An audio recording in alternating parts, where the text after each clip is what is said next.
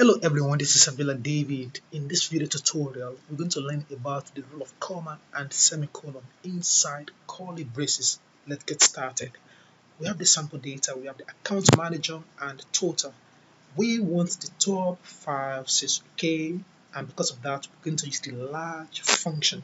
Now, before we dive into this example, my data is formatted in an Excel table. So we have the table design contextual ribbon tab, and the name of my table is data.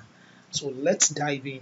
Now, inside cell D1 equal sign large, and for my array, I'm going to see this arrow, black pointed arrow, select that. Now this convention is structured references convention. So we have the name of the table and in square bracket the name of the column, comma. So for my K, I'm going to deploy curly braces. 1, then I'm going to use the semicolon, 2 semicolon to 5. Then close my curly braces and close my large formula. I have the dynamic array on my machine, so I'm going to deploy Control Enter. Zoom. Can you see it worked? So the result spills to the cells below, neighboring cells below. Okay, this is cool. It worked. Now let's do the same thing using the comma.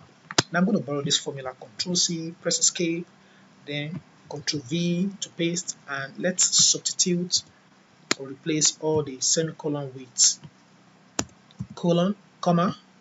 So I'm doing that.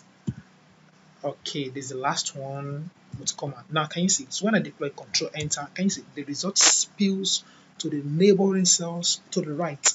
This is cool.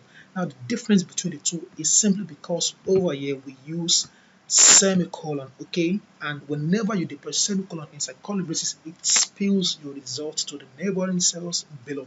But when you use comma, it spills to the neighboring cells to the right. So I believe we've learned something new. We need to know exactly when to use the colon, semicolon, and comma.